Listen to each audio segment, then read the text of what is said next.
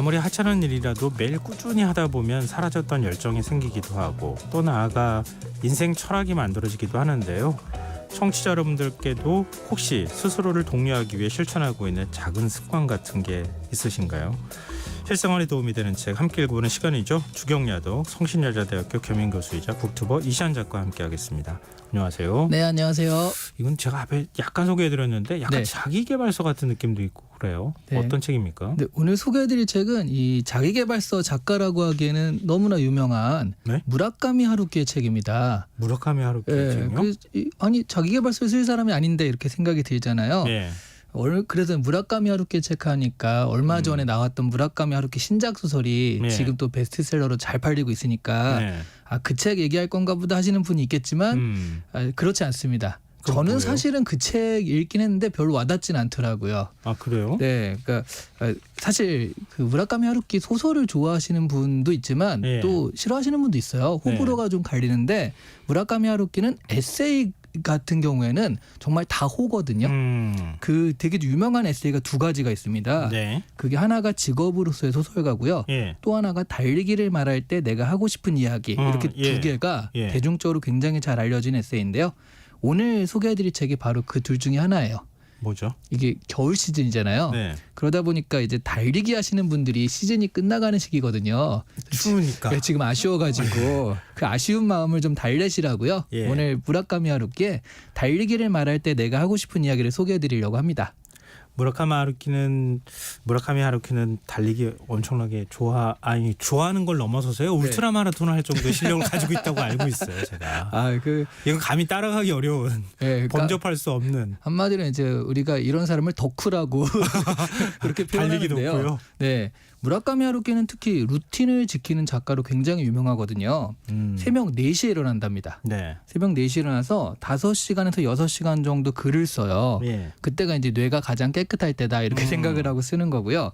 그리고 점심을 먹고 오후에 10km를 뛰어요. 매일매일. 네. 예, 그리고 1500m 수영을 하고요. 그리고 책을 읽고 집안일을 좀 하고 음악을 듣고 9시에 잠이 듭니다. 이런 일상을 전혀 변화 없이요. 계속 매일매일 반복하는 거예요. 그 소중한 연골이 나만 알지 모르겠는데요.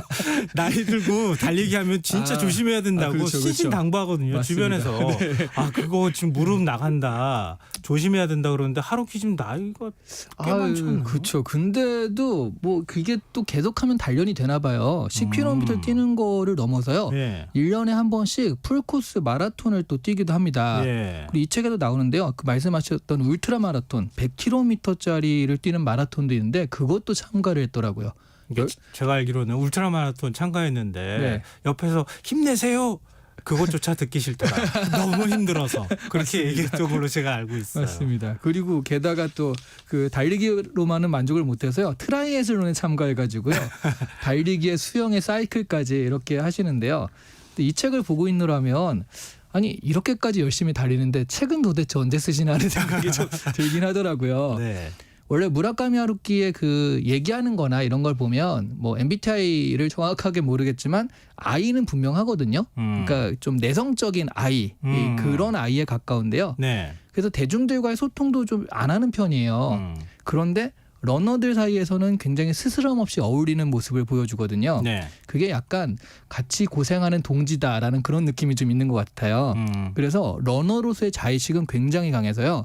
자신의 묘비에 그 나중에 죽었을 때 이렇게 써줬으면 좋겠다라고 얘기를 하는데 네. 작가이면서 러너 이렇게 써달라고 하더라고요.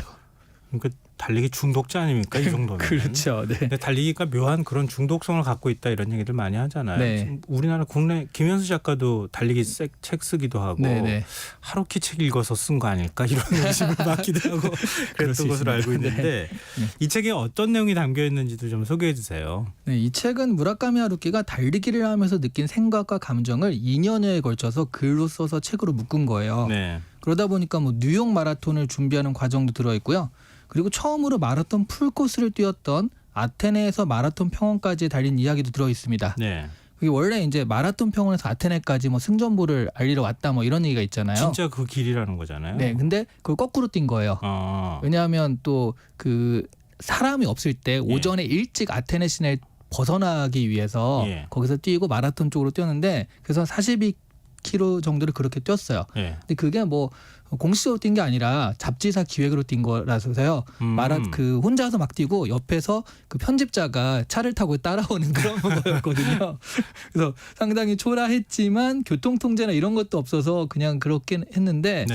그걸 뛰고 나서 정말 엄청나게 이제 자기는 감상에 젖었다는 거죠. 근데 너무 웃긴 게요. 이때 이 마라톤 코스를 자기는 처음 뛰었대요. 네. 그러면서 느낀 감정들을 적어놨는데 예를 들면 뭐 결승점에 도착하면 가장 먼저 밀려오는 게 성취감 뭐 이런 게 아니라는 거죠.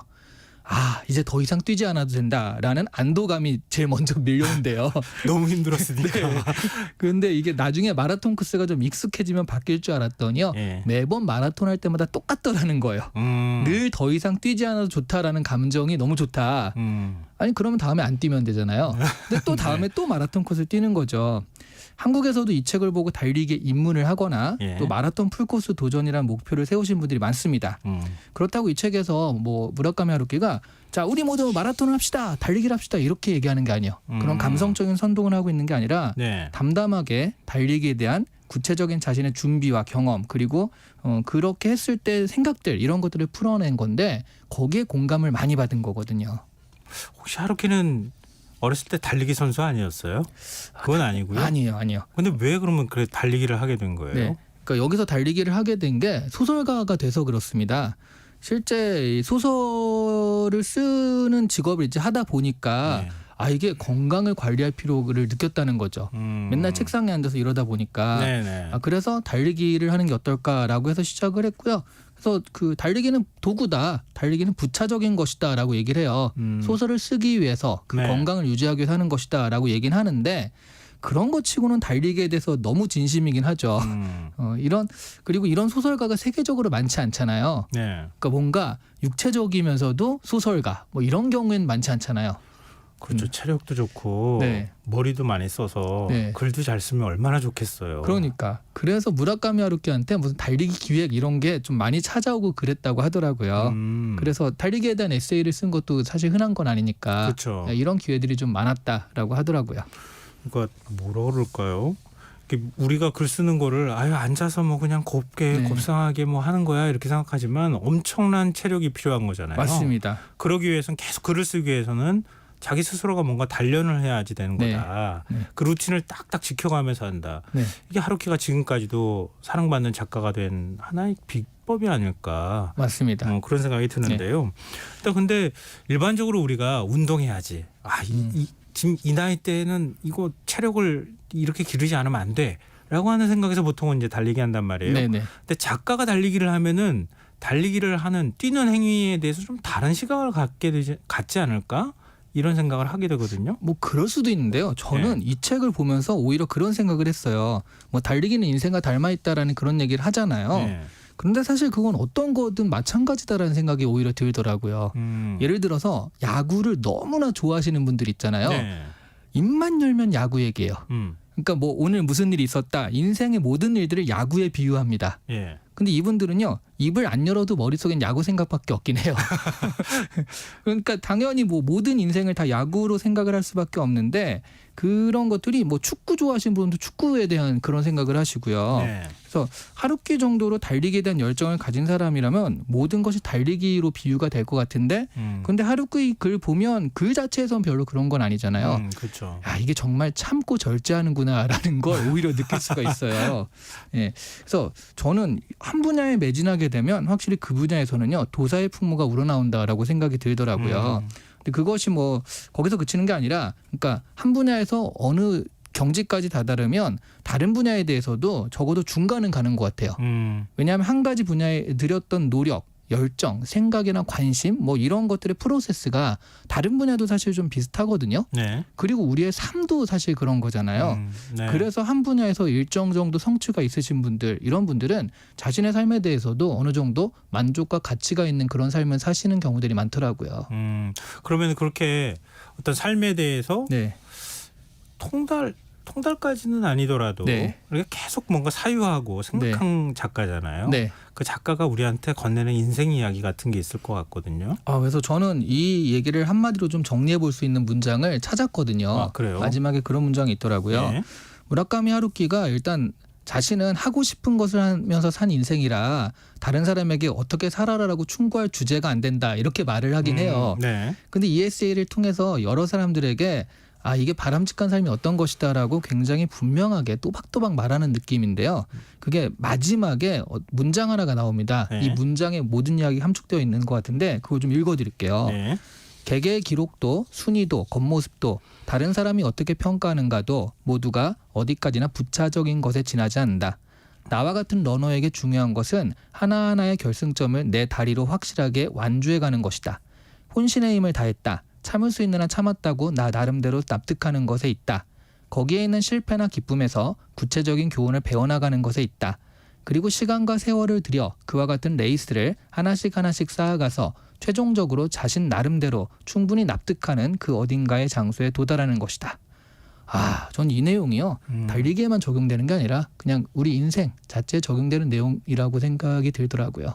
그러니까 우리가 뭔가 이렇게 고난이 있거나 뭐 있으면 이렇게 피하려고 그러잖아요. 네. 그거 안 하고 내 두 다리로 또박또박 걸어가면서 그걸 다 내가 헤쳐가고 있다는 거잖아요. 네. 그리고 그걸 아주 생생하게 달리기가 보여주고 있다고 얘기하고 있는 것 같은데요. 그리고 뭐 기록이나 순위나 겉모습이나 다른 사람의 평가나 이런 게 중요한 게 아니라 내 스스로 나를 납득하는데 그 어디 우리의 목적이 있다.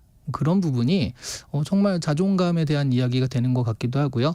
그리고 사실 우리가 성공이나 실패를 남의 눈의 기준에 따라서 우리가 생각을 하는 경우들이 있잖아요. 네네. 그게 아니라는 거죠. 네. 오로지 나에 집중한다. 네. 그런 거잖아요. 네. 근데 이런 그 훌륭한 문장도 찾아내신 이시안 작가는 네. 달리기 혹시 안 하세요? 뭐 달리기를 많이 하진 않았고요. 제가 10km 마라톤 한번 나간 적은 있습니다. 그게 인생에 딱 한 번이에요? 한 번 나간 적이 있어요. 한 번. 아니 이렇게까지 좋은 글을 읽고 근데 읽었으면 10km 진짜 어렵습니다. 이거. 그거 쉽지 않죠. 네, 당연히. 저 혼자 나가기 그래서요. 제 친구들을 신청을 했어요. 제가 그 친구들은 모르고 제가 네. 친구들 것까지 제가 다 신청해서 같이 나갔거든요. 왜 친구를 끌어들입니까? 혼자 나가서 달리기는데 그래서 네. 그래서 10km를 가려고 3개월 내내 연습을 했거든요. 네네. 그래서 정말 마지막에는 좀 달릴 수가 있게 됐어요. 그 마지막 그러니까 왜냐하면 3개월 동안 10km를 다 못 달렸는데 네. 거의 한 일주일 남기고서 그때 10km를 좀 달릴 수가 있게 됐는데요. 네. 그때 1시간 10분 정도 나오더라고요. 그러면 빠른 편이에요. 네. 그래서 저도 만족해 하고 있었는데 네. 그때 제가 무슨 방송을 하고 있었는데 네. 그때 여자 아나운서가 스포츠 전문 아나운서였어요. 네. 그래서 우리 방송할 때 뭐 그 다른 거 VCR 나갈 때 잡담을 좀 하잖아요. 선생님 뭐 나가신다면서요. 그래서 저 10km 나가는데 네. 뭐 그랬더니요. 그분이 그거 남자분들은 다 1시간 안에 들어오시잖아요. 이러는 거예요. 전 처음으로 간신히 10km인데 1시간 10분이었는데 그래서 오기가 나서 진짜 그날은 열심히 달려서요. 55분에 들어왔었어요. 굉장히 빠르신데요? 완전. 네. 그리고 다시는 안 합니다. 아니 왜 계속 하시지 그러셨어요? 근데 뭐 너무 좀 무리가 되긴 하더라고요. 근데 지금은 그래도 가끔 한 3km 그렇게 달려요. 제가 잘못 질문했습니다. 네. 지금 시작하시려고 하는 분들한테 이거 지금 바로 포기하게 만든 것일 수도 있어요. 잘못하신 거예요. 네. 자, 마지막으로 네. 그래도 메시지는 주셔야죠. 네, 이 네. 책 읽어야 하는 이유요. 달리기란 소재를 통해서 이 무겁지 않게 인생을 돌아보게 하는 이야기잖아요. 네. 그러다 보니까 제가 이걸 왜 지금 했냐면 11월 말이니까 올해도 이제 며칠 안 남았는데 네. 올해가 너무 허무하게 지나간 게 아닌가 후회가 될 시간일 수도 있을 것 같아요. 12월에 이런 책을 읽으면서 한 해를 좀 정리해 보시고 내년에는 조금 덜 후회하는 삶을 살기 위해서 계획해 보는 것도 좋을 것 같아서 소개해 드렸습니다. 이시안 작가처럼 달리시면 안 되고요. 계속 하루키처럼 달리시면 좋을 것 같습니다. 맞습니다. 오늘 주경야독 여기서 마무리하겠습니다. 지금까지 북튜버 이시안 작가와 함께했습니다. 고맙습니다. 네, 감사합니다. 김성환의 시사 1부 순서 여기서 마무리하겠습니다. 전 11시 정각 2부에 다시 오겠습니다.